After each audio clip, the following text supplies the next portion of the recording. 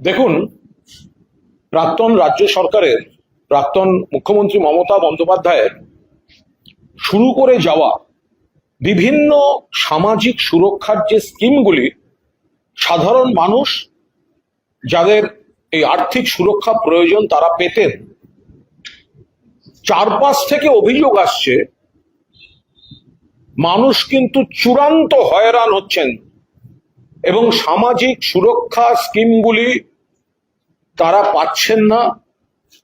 কারুর ঢুকেছে, কারুর ঢোকেনি, কারুর একবার ঢুকে বন্ধ হয়ে গেছে।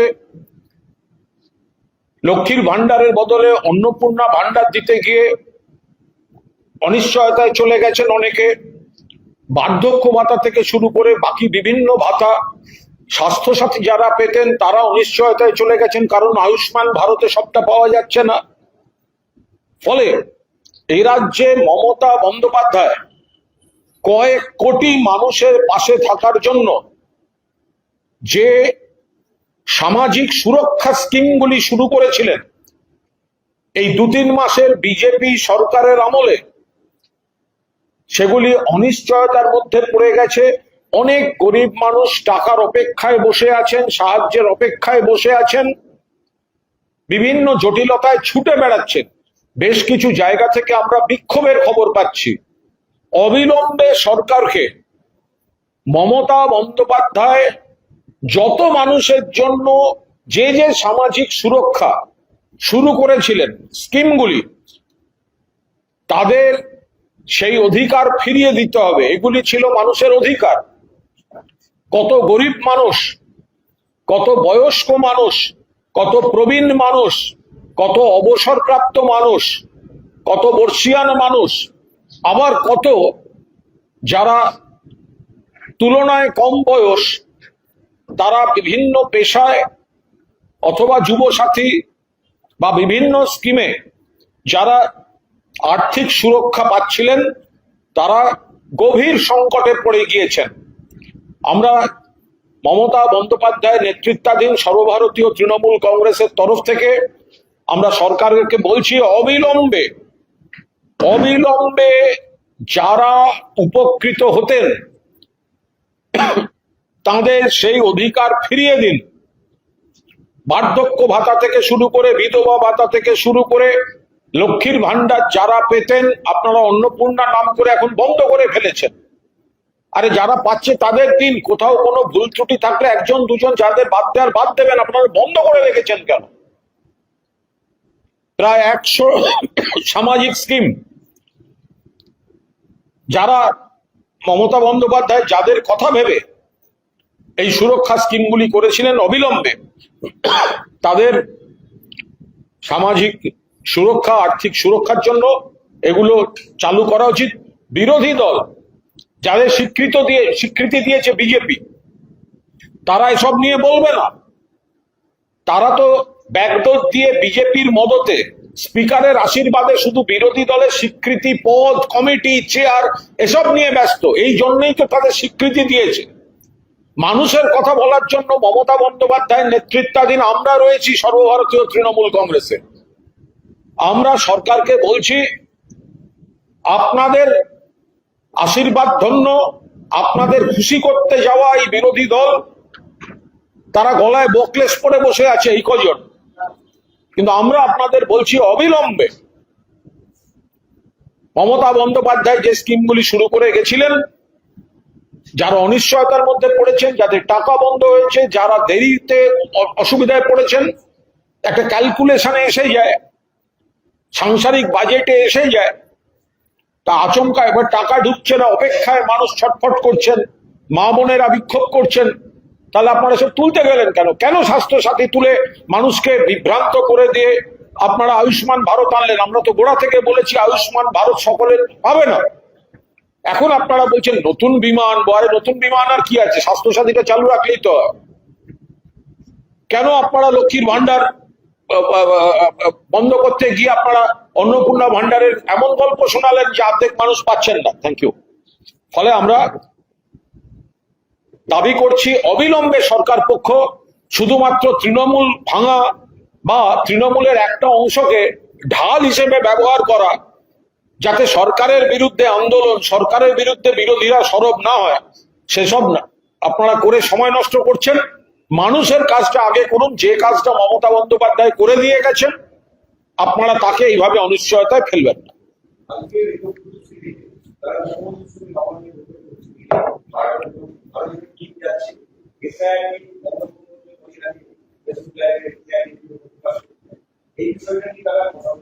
দেখুন, যারা এ রাজ্যে বিজেপি পোষিত, স্পিকারের আশীর্বাদ ধন্য এবং বিজেপির বিরুদ্ধে যাতে প্রকৃত বিরোধিতা কেউ না করে, ঢাল হিসেবে যাদের বিরোধী দলের স্বীকৃতি দেওয়া হয়েছে, তারা নাকি মুখ্যমন্ত্রীর সঙ্গে দেখা করতে যাচ্ছেন।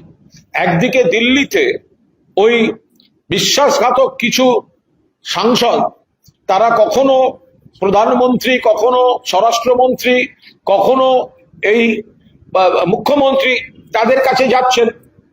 তাদের মধ্যে বিশ্বাসঘাতক শিবিরে কম্পিটিশন চলছে।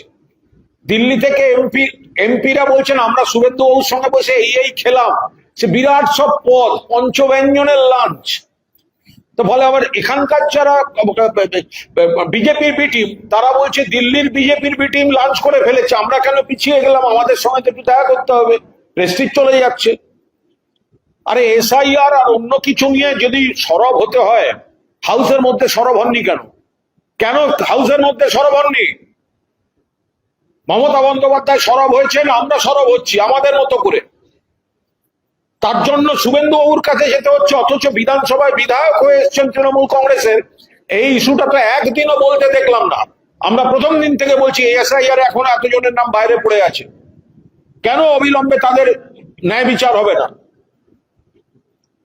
আর যেহেতু ওনারা যাচ্ছেন कहीं पे निगाहें कहीं पे निशाना, एसआईआर तो सिर्फ बहाना है, वो तो अपना अपना इक्वेशन के लिए वो लोग जा रहा है। ওরা জানে ওদের মধ্যে অনেকে মমতাদির সঙ্গে যোগাযোগ রেখে ভুল স্বীকার করে বলছে যে আমাদের এই পুলিশের চাপে আসতে হচ্ছে। কালকে যে 12 জন যাবেন বলে ওদের শিবির থেকে নাম পেয়েছি, এখনো পর্যন্ত অসমর্থিত সূত্রে, তার মধ্যে 7 জনই তো আমাদের সঙ্গে যোগাযোগ করে রেখেছে। তাদের ভরসা দিতে বা ভয় দেখাতে ওরা সঙ্গে রাখতে চাইছে। তারা ইচ্ছে করে মুখ্যমন্ত্রীর সামনে নিয়ে গিয়ে ফেলছে। তো ফলে মূলত মানুষের জন্য, এসআইআর এর জন্য ওরা মুখ্যমন্ত্রীর কাছে যাচ্ছেন না। দিল্লির বিশ্বাসঘাতকদের সঙ্গে মুখ্যমন্ত্রী লাঞ্চ করেছেন, তাই রাজ্যের বিশ্বাসঘাতকদের দুঃখ হয়েছে। সেই জন্য আমরাও যাব, আমরাও ছবি তুলবো, ঘ্যান ঘ্যান, সেই জন্য কালকে যাচ্ছে। আর সেখানে গিয়ে সব নিজেরা ভালো সাজতে যাচ্ছে। আর যারা একটু ভেতরে বিরক্তি প্রকাশ করছে, তাদেরকে আষ্টে পৃষ্ঠে বেঁধে রাখার জন্য নবান্নে নিয়ে যাওয়ার একটা প্ল্যান হয়েছে। তার সঙ্গে বাংলার মানুষ বা এসআইআর যারা অসুবিধায় আছেন তাদের স্বার্থের কোনো সম্পর্ক নেই। এরা শুধুমাত্র নিজেদের এক্সিস্টেন্সের জন্য যাচ্ছে, নিজেদের অস্তিত্ব, নিজেদের অঙ্কের জন্য কয়েকজন এই কাণ্ডটা করছে, সবাই না।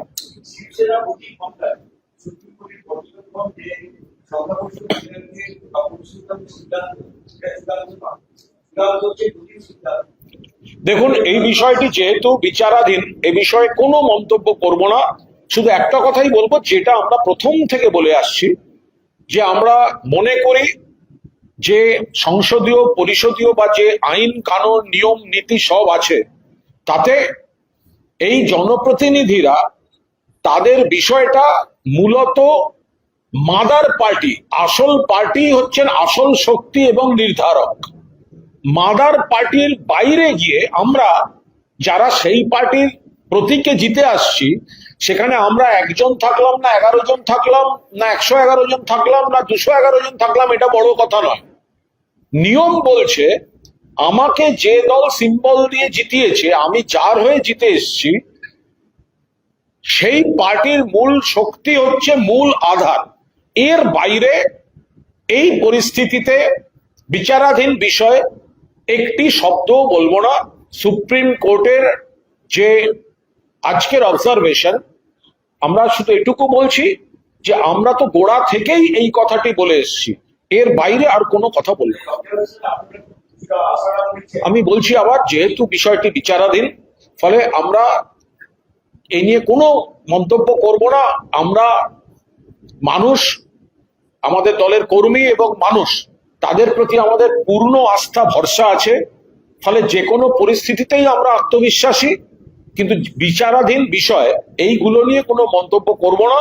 কিন্তু সুপ্রিম কোর্ট যেহেতু আজ এই অবজারভেশন দিয়েছেন এবং আপনারা প্রশ্ন করলেন, তাতে আমরা এইটুকুই শুধু বলছি, যেটা আমাদের একদম প্রথম দিন থেকে ঘোষিত বক্তব্য, যে আমরা নিয়ম নীতি রুল সব নিয়ে আমরা এটা মনে করি যে মাদার পার্টি হচ্ছে শেষ কথা।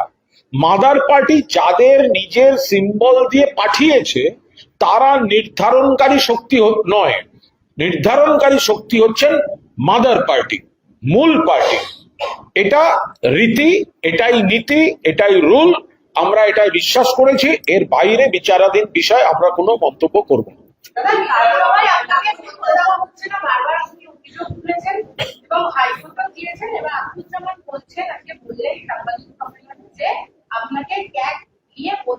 আমার কোনো সমস্যা নেই, আমার কোনো সমস্যা নেই। তবে বিষয়টা হচ্ছে যে ওনাদের ইচ্ছার উপর বা দয়ার উপর তো বিষয় নয়, আমি কোন সাবজেক্টে বলতে চাই সেটাও তো একটা বড় ব্যাপার। ওনারা যে পদ্ধতিতে করেছেন, ওনারা যে পদ্ধতিতে এই কাজগুলি করেছেন, যে বক্তার তালিকা, ওনারা যে পদ্ধতিতে কমিটি করেছেন, এটা তো কারোর মানে জমিদারি সিস্টেম নয়, এটা বিজেপির মদতে। এরা কারা? এই বালিশ বা আকরুজ্জামান বা যারা, এরা তো বিজেপি পোষিত, বিজেপির মদতে পথ পাওয়া, বিচারাধীন। তো তারা এখন বিজেপির মদতে নিজেদের আলোকিত রেখে তারা ভাবছে আমাদের কণ্ঠরোধ করবে। ফলে ওদের দয়ার উপর বসে বলতে দেয়নি। খোলা মাঠে বিধানসভার বাইরে মানুষের কাছে বলবো। কিন্তু যদি বলেন যে আমাকে ক্যাগ নিয়ে বলতে রিকোয়েস্ট করবেন, বা অমুক নিয়ে বলতে রিকোয়েস্ট করবেন, বা তমুক নিয়ে বলতে রিকোয়েস্ট করবেন, আমার কোনো সাবজেক্টে কোনো আপত্তি নেই, আমি মহানন্দে বলে দেবো। উনি কথাটা যেন রাখেন। তবে হ্যাঁ, 13 তারিখ যদি কোনো বাজেট বা অন্য কিছু, এই ক্যাগ অমুক তমুক, 13 তারিখ যদি যাই হোক, আমি এবং আমার মতো সম্ভবত আরো 3-4 জন বিধায়ক, আমাদের একটি অন্য পূর্ব নির্ধারিত কর্মসূচি আছে, সেদিনকে যাই হোক থাকতে পারবো না। পরে যেন কেউ না বলে কেন উনি ছিলেন না। 13 তারিখ কি আছে জানি না, প্রোগ্রাম পাইনি, কিন্তু 13 তারিখ বিধানসভা বিকেল পর্যন্ত আসা সম্ভব হবে না।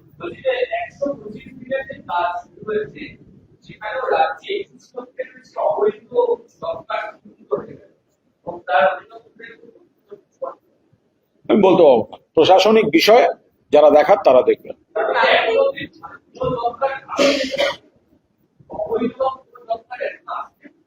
না, এগুলো আগে তো খতিয়ে দেখতে হবে যাদের নামে, তারা সেটা সত্যি ভুয়ো কি ভুয়ো নয়, আর ভুয়ো হলে কেন হয়েছে, সেখানে যারা অফিসার বা সরকারি কাঠামো তারা কি করেছেন, নিশ্চিতভাবে সবাই সেটা খতিয়ে দেখবেন। যারা তদন্ত করছেন তারা উৎস দেখবেন না, ওটা বলা যাবে না। এবং 13 তারিখ আমি শুধু নই, একাধিক দলের একাধিক বিধায়কের একটা কর্মসূচি আছে। ফলে আমরা যেহেতু কনসেন্ট দিয়েছি, ফলে 13 তারিখটা আসতে পারবো না।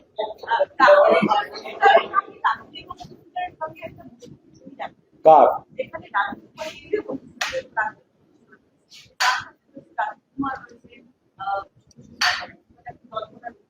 এটা কোনো কাজের কথা না।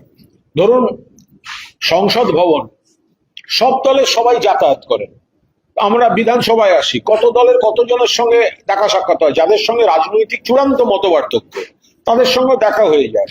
কোনো ভদ্রলোক হলে বা একটা সৌজন্যের ব্যাপার থাকলে তো সৌজন্যের কথা হতেই পারে। অনেক অনুষ্ঠানে যারা অনেক দলের কেউ আমন্ত্রিত থাকেন, তাদের দেখা হয়ে যায়। সেই ছবি দেখিয়ে কোনো রাজনীতির ইঙ্গিত খোঁজার মানে হয় না।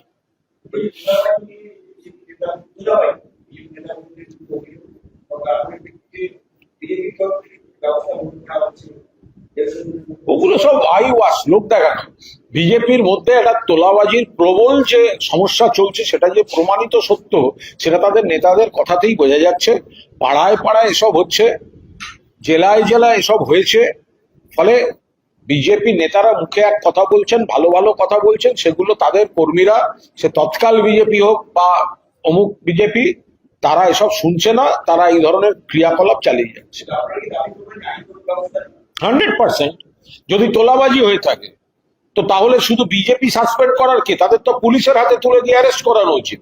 বিজেপি যদি তোলাবাজির অভিযোগে এতজনকে নিলম্বিত করে থাকে, বা ওরা যদি বড় মুখ করে বলে এই তো আমরা অ্যাকশন নিচ্ছি, আর তোমরা কি অ্যাকশন নেবে?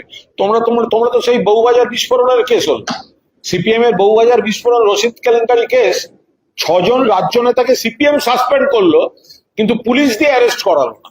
তো তার মানে কি? তাহলে তো আড়াল করে প্রোটেকশন দেওয়া হচ্ছে।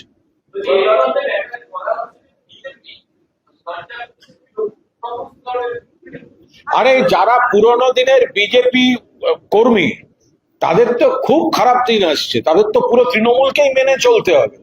পচা তৃণমূল, দলবদলু তৃণমূল, অভিযুক্ত তৃণমূল, সেগুলো তো গিয়ে সব বিজেপির কোলে উঠছে। আমি তো সোশ্যাল মিডিয়াতেও দেখতে পাচ্ছি বহু বিরক্ত বিজেপি কর্মীর হতাশ ফেসবুক পোস্ট বা সোশ্যাল মিডিয়ার সব বক্তব্য, যে আমরা পুরোনো দিন থেকে বিজেপি করতাম যাদের, আর ওই ছবি, কি অপূর্ব ছবি, যে ওই কয়েকজন সাংসদ তাদের এলাকার বিজেপি কর্মীরা লিখছেন, তাদের মধ্যে একজনের নাম করে এদের হাতে মারধর খেয়েছি, আজকে এরা আমাদের নেতাদের সঙ্গে ছবি তুলছে। আমি পুরনো বিজেপি কর্মীদের বলছি, আপনাদের সঙ্গে আমাদের আইডিওলজিক্যাল ব্যাটল। আপনি একটা দল করেন, আমি একটা দল করি, আমাদের বৈপরীত্য আছে, সেটা থাকবে, কিন্তু আপনাদের কিন্তু খুব খারাপ অবস্থা। তার কারণ আমাদের দলে কিছু বেনজল ঢুকেছিল সিপিএম থেকে, বা পরে পচে যাওয়া কিছু বেনজল ছিল, যেগুলো অন্য দল থেকে এসেছিল, সেগুলো আবার এখানে করে কমে খেয়ে আপনাদের দলের দিকে যাচ্ছে, এবং আপনাদের দলের একাংশকে পকেটে ভরে ফেলেছে, আপনাদের দলের একাংশকে পকেটে ভরে ফেলেছে। ফলে যারা আদি বিজেপি, যারা 4 তারিখের রেজাল্টের আগে পর্যন্ত বিজেপি করেছেন, তো তাদের তো ঘোর দুর্দিন আসছে। কারণ সব তৎকাল বিজেপি গুলোই তো পাড়ায় পাড়ায় দাদাগিরি, অসভ্যতা যেগুলো করছে, তা এগুলো সব দায়ভার গিয়ে আপনাদের ঘাড়ে পড়বে, আপনার পার্টির ঘাড়ে পড়বে।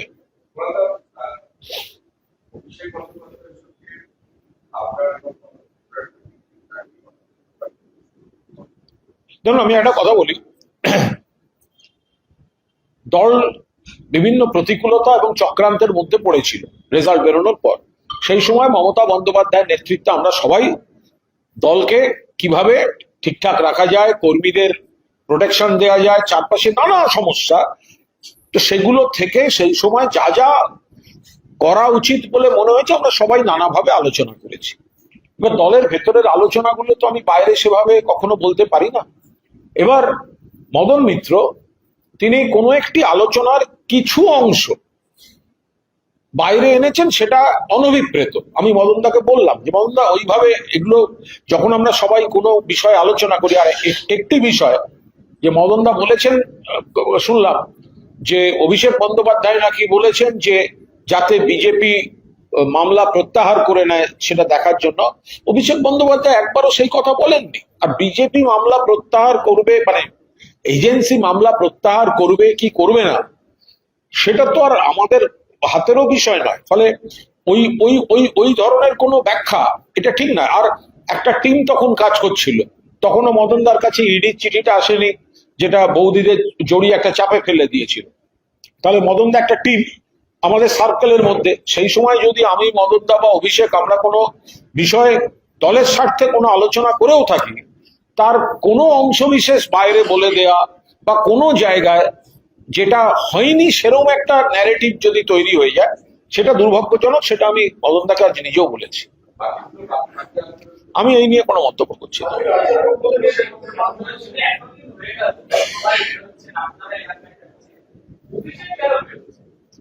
এটা আমার পক্ষে বলা সম্ভব নয়। মানে এটা এটা এটা একেবারেই মানে বলার কোনো এখতিয়ারও আমার নেই।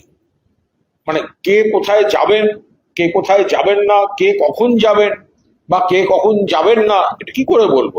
অভিষেক বন্দ্যোপাধ্যায় দুবার দুটি কর্মসূচি নিয়েছিলেন, একটি বেলেঘাটায় যে এক নিহত কর্মীর পরিবারের সঙ্গে দেখা করা, সেটা সুষ্ঠুভাবে হয়েছে। আবার সোনারপুরে তিনি যখন গেছিলেন তখন খুব ন্যাক্কারজনক একটা হামলা তার উপর হয়েছে।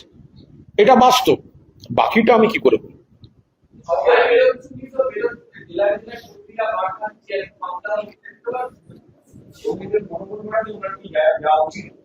আমি আমি এ নিয়ে কোনো মন্তব্য করবো না, যেটা আমার এখতিয়ার নেই সেই বিষয়ে আমি কোনো মন্তব্য করবো না।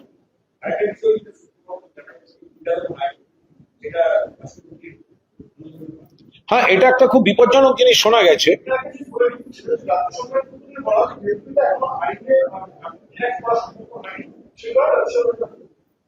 আমরা একটা পরিষ্কার কথা বলি, এটা নিয়ে এখনো স্পষ্টভাবে কিছু জানা যায়নি। এই যে গুন্ডা দমন আইন, এই গুন্ডা দমন আইনের কিছু ভয়ঙ্কর বিপজ্জনক দিক নিয়ে, আমরা সবাই চাই গুন্ডা দমন। আগে সিআরপিসি আইপিসি ছিল, এখন ন্যায় সংহিতা হয়েছে। তারপরে যেভাবে কোর্ট জুডিশিয়ারি আইনজীবীদের এড়িয়ে গুন্ডা দমন আইনের একটা রূপরেখা আনা হয়েছিল, আমরা কিন্তু সেদিন বিরোধিতা করেছি। কারণ আমরা বারবার বলছি এর কিছু ক্লজ এবং সাব ক্লজ গণতন্ত্রের পক্ষে বিপজ্জনক, প্রতিহিংসার একটা মানে ভয়ঙ্কর চেহারা এটা। কিন্তু সরকার থেকে বলা হলো, মুখ্যমন্ত্রীও বললেন, যারা অমুক করছে তাদের আমরা গুন্ডা দমন আইনে অ্যারেস্ট করব। আজকে আবার শুনছি গুন্ডা দমন আইন সেটা রাষ্ট্রপতি, মহামান্য রাষ্ট্রপতির সই হয়নি। এর মানে কি? তাহলে রাজ্য সরকার বিধানসভাকে মিসলিড করলেন কেন? যে বিলে রাষ্ট্রপতির অনুমতি আসেনি বা সেখানে যদি কোনো জট থাকে, তাহলে সেই অনুযায়ী তারা নাকি ধরছেন। একটি মিছিল থেকে গন্ডগোল হয়েছিল, তাতে বলা হলো গুন্ডা দমন আইন প্রয়োগ হচ্ছে। তাহলে গুন্ডা দমন আইন যদি রাষ্ট্রপতি সই না করে থাকেন, তাহলে কেন সই হয়নি দেখতে হবে। দুই, যদি সই না হয়ে থাকে তাহলে বিধানসভাকে মিসলিড কেন করা হলো। আর তিন, সরকারকে আবার বলবো, গণতন্ত্রের পক্ষে ভয়ঙ্কর বিপজ্জনক রাওলাট আইনের মতো সমস্ত ক্লজ সাব ক্লজ আছে, অবিলম্বে সেগুলি প্রত্যাহার এবং সংশোধন করা উচিত।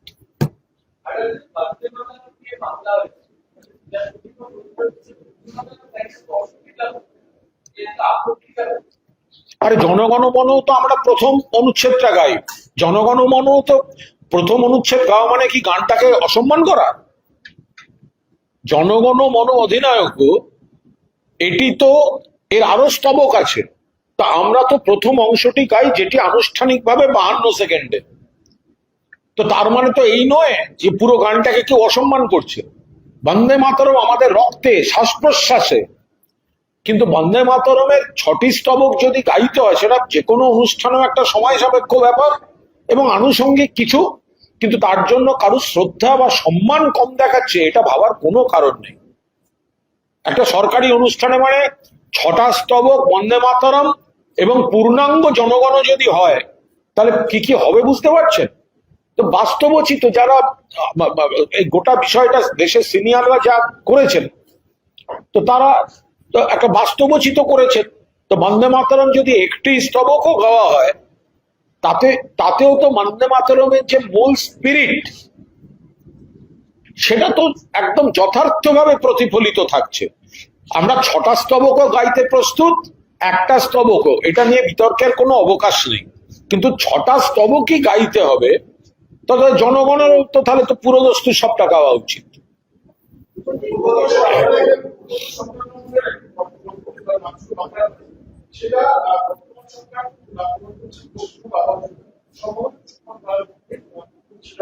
দেখুন, আমরা পরিষ্কার বলছি, মমতা বন্দ্যোপাধ্যায় সরকার যে কাজ করে গেছেন, মানুষের কাজ, পরিকাঠামোর কাজ, রাস্তা সেতু ইত্যাদি সমস্ত রকম কাজ, তার পাশাপাশি সামাজিক সুরক্ষা।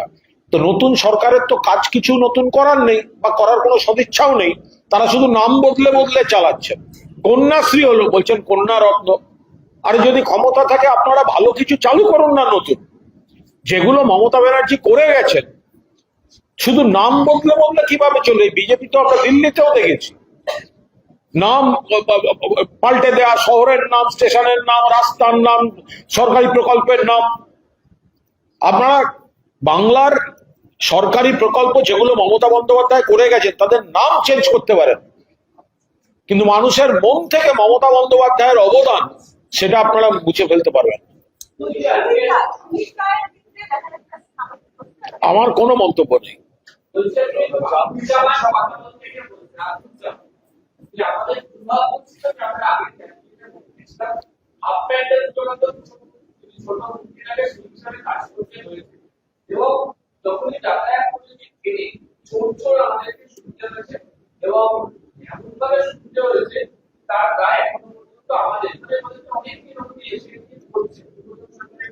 আমি একটা পরিষ্কার কথা বলি, যদি আখরুজ্জামানের এত দুঃখ থাকে যে এত কম ক্ষমতা ছিল আগের সরকারের সময়, যদিও তিনি মন্ত্রী ছিলেন এবার, এবং বিদ্যুতের মতো একটি দপ্তরের রাষ্ট্রমন্ত্রী ছিলেন যেটি যথেষ্ট গুরুত্বপূর্ণ, এবার তার যদি এত কষ্ট থাকে এবং দল বা সরকারের জন্য এত বদনাম, তো তিনি মমতা বন্দ্যোপাধ্যায় তৃণমূল কংগ্রেসের প্রার্থী হয়ে আবার দাঁড়ালেন কেন ভোটে?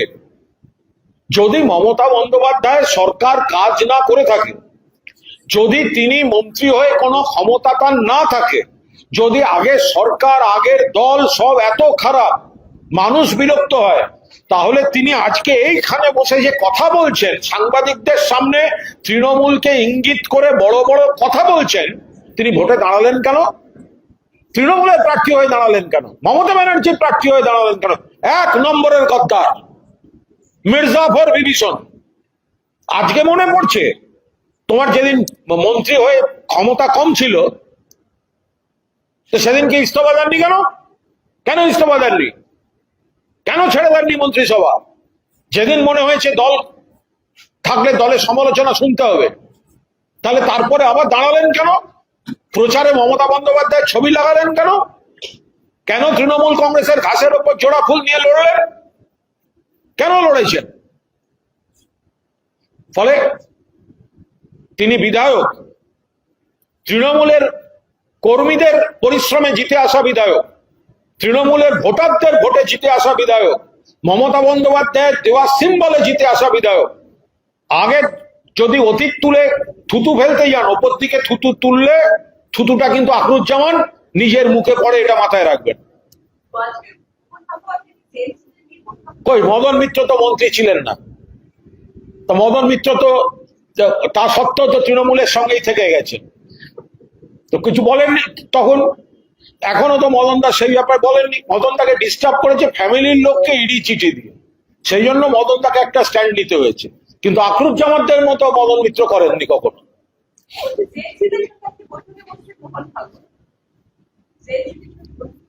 নতুন প্রজন্ম বিজেপির বিরুদ্ধে,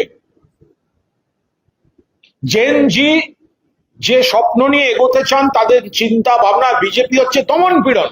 জেন জি কে বদনাম করো, জেন জির উপর পুলিশ লেলিয়ে দাও, কৃষক এলে পুলিশ দাও, শ্লীলতাহানির অভিযোগ নিয়ে ন্যায় বিচার চাইতে কুস্তিগির মহিলারা এলে তার উপর পুলিশ দাও, ছাত্ররা এলে পরীক্ষার্থীরা এলে পুলিশ দাও। বিজেপি সামলাতে পারছে না, তাই তাদের আত্মা আরএসএস বিষয়টাতে নেমে চেষ্টা করছে, এসব করে হবে না। চলো,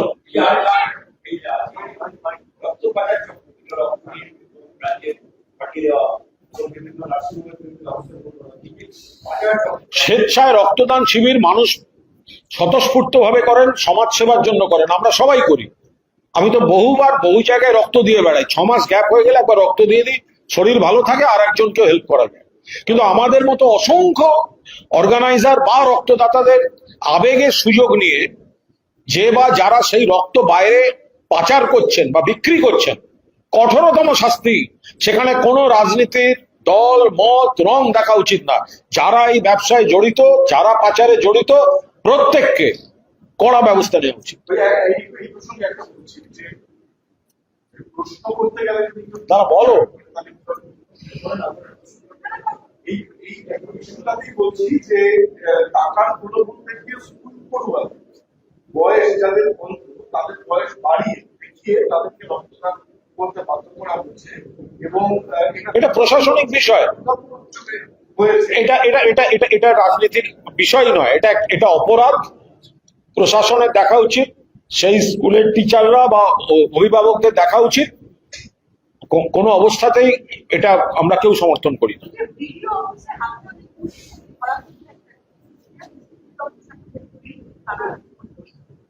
তাও দুর্নীতি চলছে, এই যে ঘুষ চলছে, ঘুষ তো বহু লোককে বহু জায়গায় নিতে দেখা গেছে, সেসব কথা তুললে তো অনেক দূর অব্দি যেতে হবে, তো সেই সেই ট্র্যাডিশন এখনো চলছে। হ্যাঁ,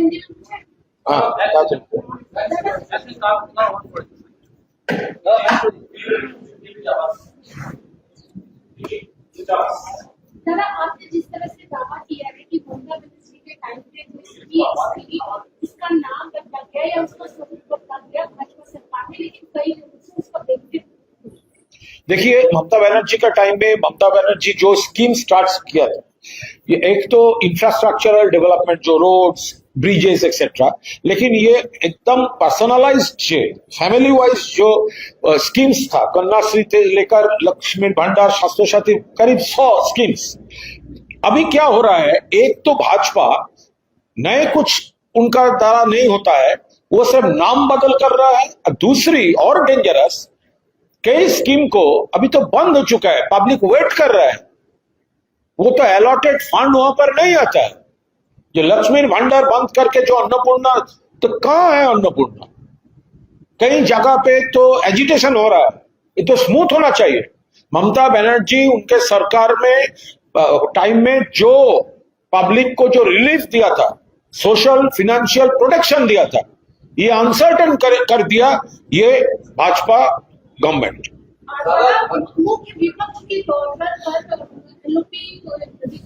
देखिए, ये तो भाजपा का, ये यहाँ पर जो रिकॉग्नाइज, सो कॉल्ड रिकॉग्नाइज्ड अभी सब्जुडिस है, ये जो अपोजिशन है, ये रूलिंग पार्टी भी यहाँ पर असेंबली में भाजपा है, और अपोजिशन भाजपा उनको एक बी टीम को वहां पर बैठा दिया। तो क्या है, तो दिल्ली में जो रेबल्स है वो शुभेंदु बाबू का साथ लॉन्च किया था, कितना सुंदर पिक्चर है, कितना मेनू था सब। तो यहाँ पर जो भाजपा का यहाँ का जो बी टीम है, दिल्ली का बी टीम यहाँ पर लॉन्च किया दिल्ली में, तो यहाँ पर तो उनका भी है कि हम लोग भी मुलाकात करेंगे। तो इसीलिए इसके साथ पब्लिक का कोई संपर्क नहीं है, ये भाजपा का बी टीम है, अपने इक्वेशन ठीक करने के लिए जा रहा है। और वो जो इश्यूज बोल रहा है, SIR वगैरह, तो अभी तक तो असेंबली में एक भी वर्ड उन्होंने इसके ऊपर खर्च नहीं किया। तो वहां पर जा रहा है नवान्न में, आप इलेक्टेड हो, असेंबली में जा रहा हो नवान्न में, तो क्या हो रहा है आपको? तो यहाँ पर जो इशू, जो मुद्दा उठाना चाहिए था, अब नहीं उठा। वहां पर इंडोर में क्या होगा, सेटिंग होगा, किसके साथ? भाजपा का साथ। कौन करेगा? भाजपा का बी टीम करेगा। भाजपा का बी टीम कौन है? वो ताकिया तृणमूल है, बालिश तृणमूल है। क्यों उसका बी टीम है? क्योंकि वो सब्जुडिस है, स्पीकर ने उनको वहां पर जो रूल्स है वो ब्रेक करके उनको चेयर दे दिया था। बीजेपी के खिलाफ लगातार आरोप लग रहा है कि तमाम जगह पे वो रंगदारी कर रहे, तोलाबाजी कर रहे। देखिए, बीजेपी का जो पूरा तोलाबाजी चल रहा है, उनका जो लीडर है श्रमिक भट्टाचार्य, अग्निमित्रा पाल, वो जितेंद्र तिवारी, अमलान भादुड़ी, उनका टॉप लीडरशिप भी बोल रहा है ये 15 बरस में जो नहीं हुआ, 2 महीने में भाजपा वर्कर्स उनका ज्यादा कर रहा है। बहुत सारी जगह से एलिगेशन आ रहा है, और भाजपा भी कुछ ऑर्गेनाइजेशनल स्टेप लेने का बात हम लोग सुन रहे हैं, लेकिन उसको तो पुलिस में देना चाहिए, वो तो पुलिस में देना चाहिए।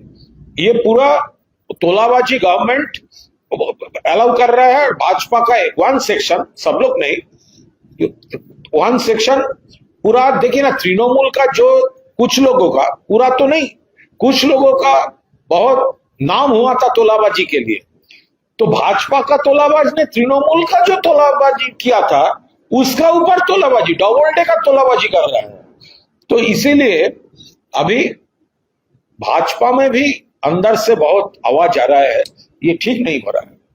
Thank you. जिले में मस्जिदों पे जो माइक लगा हुआ है, वो लोग देखिए, इसके ऊपर अभी कोई कमेंट नहीं करूंगा। इसका जो रिलेटेड जो लोग है वो पूरा देख रहे हैं, क्या कहाँ पे क्या कर रहे हैं, क्यों कर रहे हैं, बात चल रहे हैं, वो लोग हम देख रहे हैं, अभी कोई कमेंट नहीं है।